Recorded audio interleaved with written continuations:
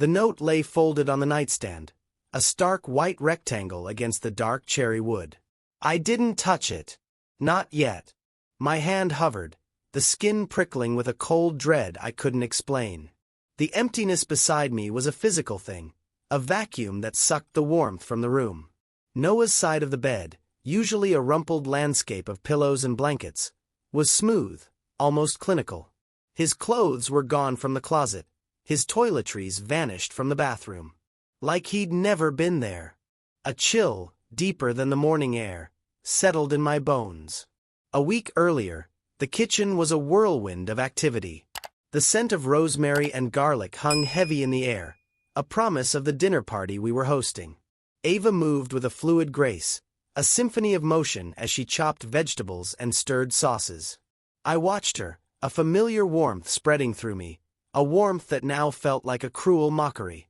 She wore a sleek black dress, the kind that hugged her curves and made her look like she'd stepped out of a magazine. As she bent to retrieve something from the lower cabinet, the fabric shifted, and I saw nothing. Just smooth, bare skin. A flicker of unease, a tiny pinprick of suspicion, pricked at my conscience.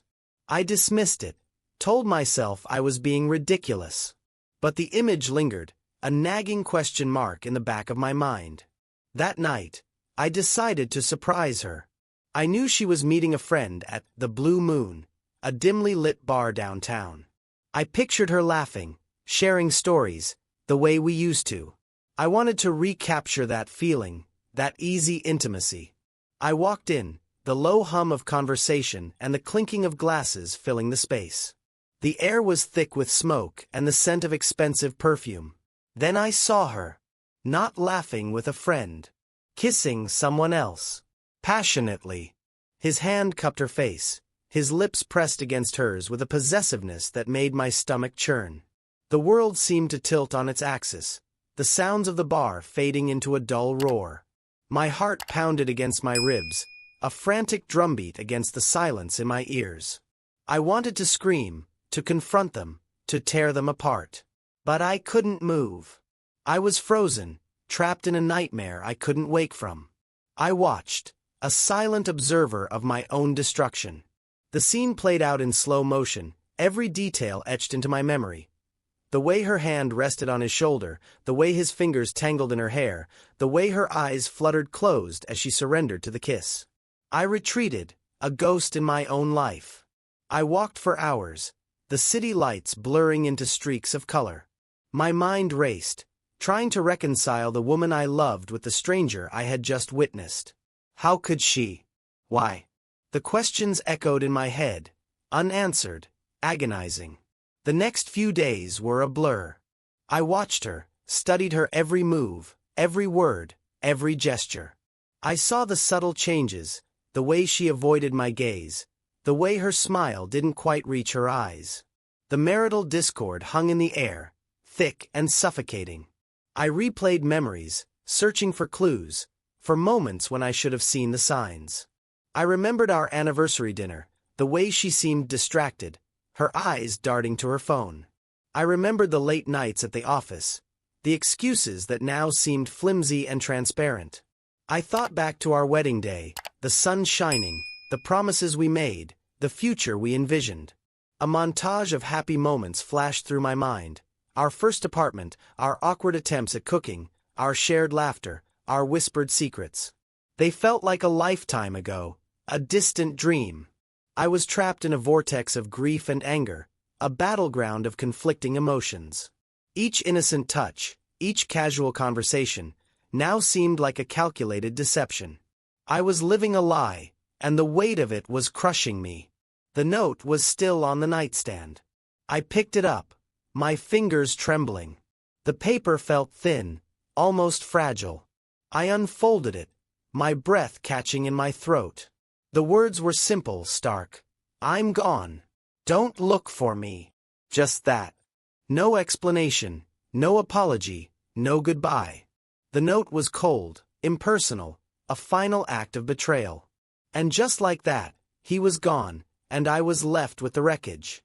The emptiness of the note echoed in the hollow space where my heart used to be. Don't look for me. It was a dismissal, a finality that sent a fresh wave of nausea through me. But I wouldn't just accept it. I needed answers. I needed to know why. And more importantly, I needed to know how he could just vanish. The next morning, I found myself sitting in a dimly lit office, the air thick with the scent of stale coffee and secrets. Across from me sat Marcus, a man whose face was a roadmap of experience, etched with the lines of countless investigations. His eyes, sharp and observant, held a quiet intensity that made me feel both exposed and strangely comforted. "I need to know everything," I said, my voice barely a whisper. "Everything about my husband." Marcus nodded, his movements economical, efficient. "Tell me what you know," he said, his voice a low rumble. And so, I told him. I told him about the empty bed, the vanished belongings, the note. I told him about the bar, the kiss, the crushing realization. I told him about the weeks of suspicion, the growing sense of marital discord. And I told him about the nagging suspicion that had started with the simple absence of underwear. Marcus listened, his expression unchanging, a silent observer of my unraveling. When I finished, he leaned forward, his eyes locking onto mine. "We'll find him," he said, his voice firm. "And we'll find out what happened." The next few days were a blur of surveillance and subterfuge. I saw glimpses of Marcus's work, grainy photos, shaky video footage, snippets of conversations captured on hidden microphones. It was like watching a movie, a dark and disturbing thriller where I was both the protagonist and the victim. I saw Ava meeting her lover, the same man from the bar, in various locations. A secluded park, a quiet cafe, a nondescript motel. Each image, each frame, was a dagger twisting in my heart. Meanwhile, I began to dismantle my own life, piece by painful piece. I consulted with a divorce lawyer, a woman with a no-nonsense demeanor and a sharp legal mind. She explained the process, the paperwork, the potential outcomes. I felt like a spectator, watching my life being dissected and rearranged. I transferred funds from our joint accounts, closed credit cards, and canceled subscriptions. Each action was a small act of defiance, a way of reclaiming control in a situation that felt utterly beyond my control. At home, I became a ghost. I moved through the rooms, touching familiar objects, remembering shared moments. I packed away my belongings, carefully sorting through memories and mementos. Each item was a reminder of what I had lost, of the life that had been stolen from me. I created a new email address, a new phone number, a new identity. I was building a wall between my past and my future, a barrier against the pain. The marital discord was a palpable presence in the house, a heavy silence that hung in the air. Ava seemed oblivious, or perhaps she was simply pretending. She continued her routine, her outings, her late-night phone calls. I watched her, a silent observer, searching for any sign of remorse, any flicker of guilt. But I saw nothing. Only a cold indifference that chilled me to the bone. Marcus's reports became a daily ritual. I would sit in his office, watching the footage, listening to the recordings, trying to piece together the puzzle of my shattered life. The sheer thoroughness of his investigation was both impressive and unsettling. He had uncovered details I never would have imagined, secrets that lay hidden beneath the surface of our seemingly perfect marriage. One evening, Marcus showed me a video of Ava and her lover entering a hotel. The footage was clear, the details sharp. I watched as they walked through the lobby, their hands intertwined, their faces flushed with anticipation. The scene was a brutal reminder of the breach of trust, the betrayal that had shattered my world.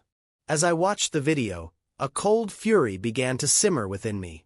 It wasn't just the betrayal, it was the casualness of it, the way they seemed to have no regard for the pain they were causing. Marcus paused the video, his eyes meeting mine.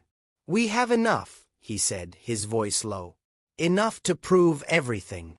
I nodded, my throat tight. "What now?" I asked. "Now," Marcus said, a hint of steel in his voice. "We wait." He showed me a picture of a plane ticket that Ava had purchased. A one-way ticket. "She's leaving. Soon." The sudden knowledge that she was planning to leave without a word, to simply vanish like Noah, sent a jolt of shock through me. The methodical nature of her deception was just as surprising as Noah's. The day Ava's plane was scheduled to depart, I watched from a distance, a ghost observing another ghost. Marcus had set up surveillance in a cafe across from her apartment. The air was thick with the smell of burnt coffee and stale pastries, but I barely noticed. My focus was solely on the screen, on the woman who was about to vanish from my life. She emerged from her building, a small suitcase trailing behind her, a determined set to her jaw. There was no hesitation, no backward glance. Just a cold, calculated departure. I watched as she hailed a taxi, her movements precise, efficient. The taxi pulled away, disappearing into the maze of city streets. I felt a strange sense of detachment, as if I were watching a scene from a movie, a story that had nothing to do with me. The emptiness that followed was profound. The apartment felt vast, echoing with the silence of absence. I spent days and a days, moving through the motions of life, but feeling nothing. The breach of trust had left a gaping hole in my soul. I replayed memories, searching for answers, for clues, for anything that could explain the inexplicable. Then, one morning, I woke with a sense of clarity. I couldn't stay trapped in this cycle of pain and recrimination. I needed to move forward. I needed to find a way to rebuild my life. I remembered a conversation I'd had with Noah years ago. He'd always talked about Riverdale coastal region, a place he described as a haven for artists and dreamers. A place where he could just start over. I found myself drawn to that vision. I packed a bag, booked a flight, and left the city behind. The mountains of Riverdale rose up to meet me, their peaks shrouded in a soft, ethereal mist. The air was clean and crisp, the silence broken only by the rustling of leaves and the chirping of birds.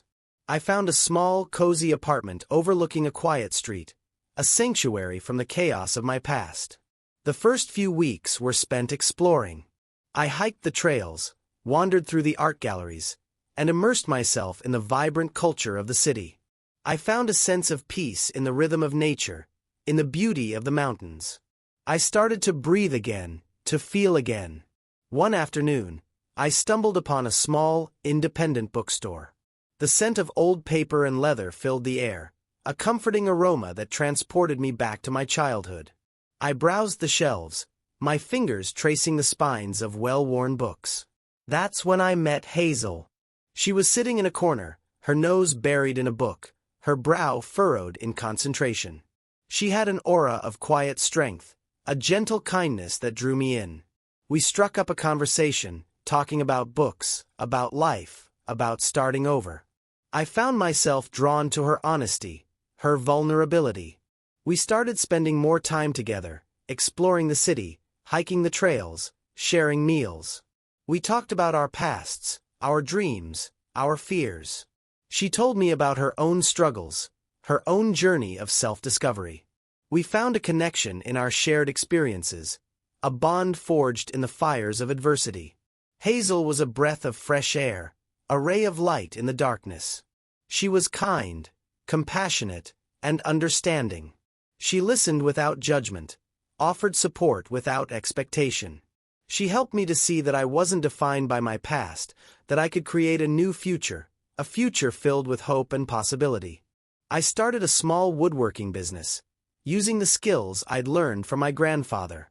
I found a sense of purpose in creating, in transforming raw materials into beautiful objects. The work was therapeutic, a way of channeling my energy, of healing my wounds. Meanwhile, back in the city, Ava was grappling with the consequences of her actions. She returned from her planned trip, and found the apartment empty. No furniture, no Noah, just an empty shell. She found divorce papers on the kitchen counter. Panic set in. She called, texted, emailed, but there was no response. She went to Marcus's office, demanding answers, but he remained tight-lipped, offering only a cryptic "he's moved on." She started to see the world differently. Every shared memory, every stolen moment, was now tainted with regret. She saw how she had taken him for granted. She tried to find him, but there was no trace. It was as if he had vanished into thin air, just as he had done to her. In Riverdale, my life was slowly taking shape. Hazel and I grew closer, our connection deepening with each passing day. We shared our dreams, our fears, our hopes for the future. We talked about starting a family, about building a life together. The idea, once a distant dream, now felt within reach. One evening, as we sat on the porch, watching the sun set over the mountains, Hazel took my hand. "I love you," she said, her voice soft but firm. "And I want to spend the rest of my life with you."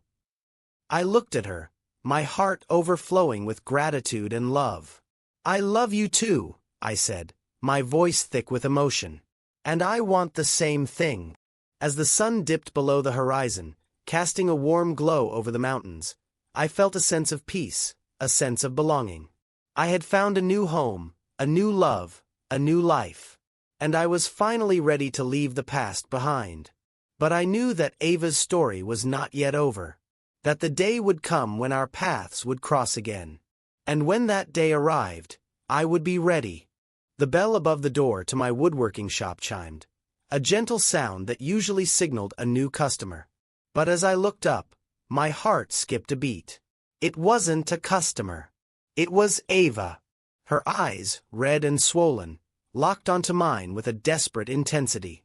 The air in the shop thickened, the scent of sawdust and varnish suddenly heavy, suffocating. "Noah," she whispered, her voice trembling. "I need to talk to you." I hadn't seen her in months, but the sight of her brought a flood of memories, a painful reminder of the breach of trust that had shattered my life. I took a deep breath, trying to control the surge of emotions that threatened to overwhelm me. "Ava," I said, my voice low and steady, "what are you doing here?" "I know I messed up," she said, her voice cracking. "I know I hurt you. But I need you to understand. I need you to forgive me." I gestured to a chair, and she sat, her gaze fixed on me, pleading. "I hired someone," she said, "to find you. I had to. I needed to see you." "Why?" I asked, my voice flat. "Because," she said, tears streaming down her face, "I realized what I lost. I realized how much I love you." I stared at her, my mind reeling. "Love," I repeated, the word tasting like ash in my mouth. "Is that what you call it?"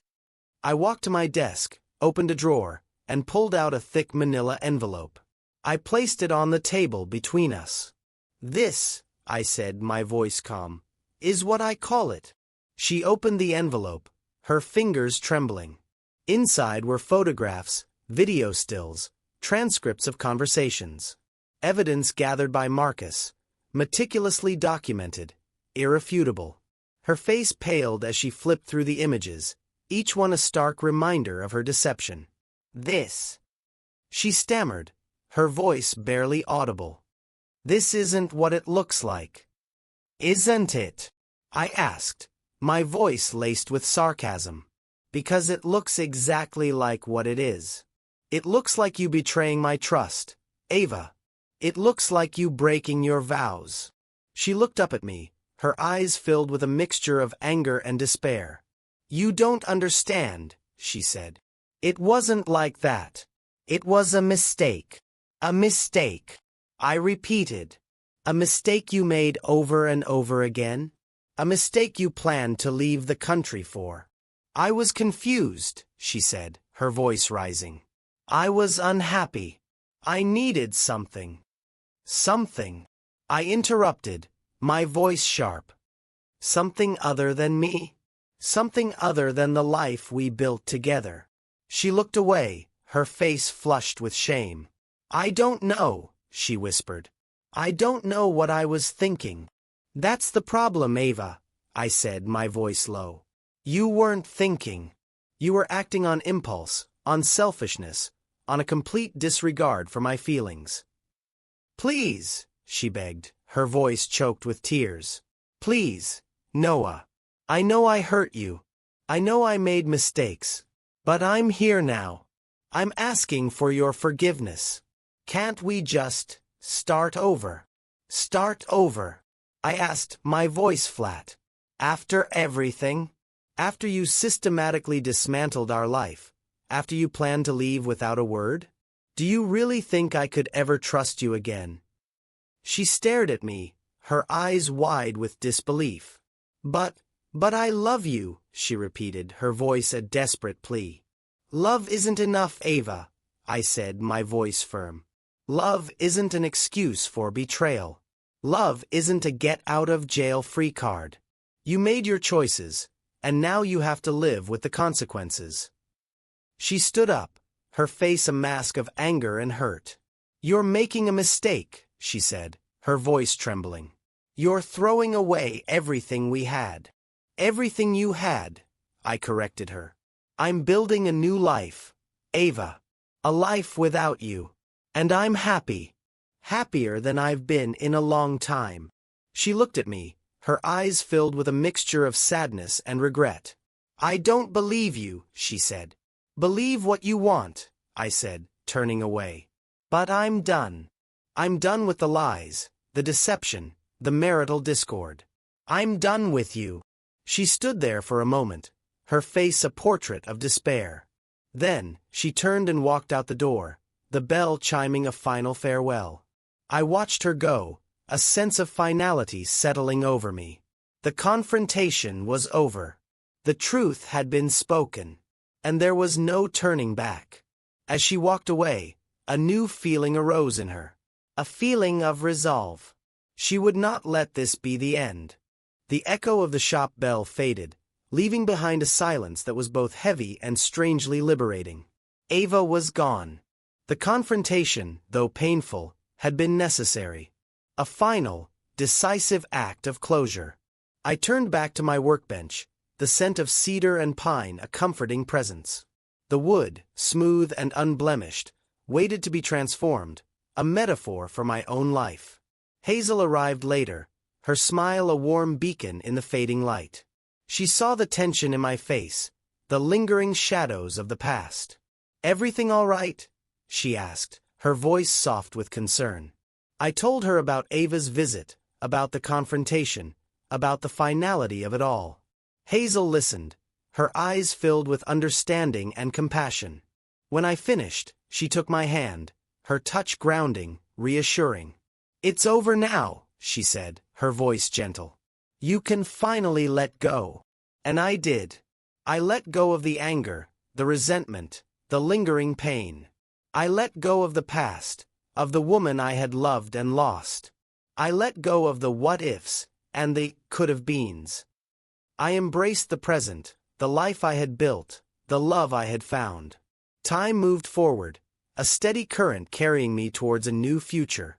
Hazel and I built a life together, a life filled with love, laughter, and shared dreams. We bought a small house in the hills, surrounded by trees and wildflowers. We filled it with the warmth of our love, the echoes of our laughter. My woodworking business thrived, a testament to my passion and dedication. I found joy in creating, in transforming raw materials into works of art. Each piece was a reflection of my journey, a symbol of resilience and renewal. Ava, meanwhile, was left to grapple with the consequences of her choices.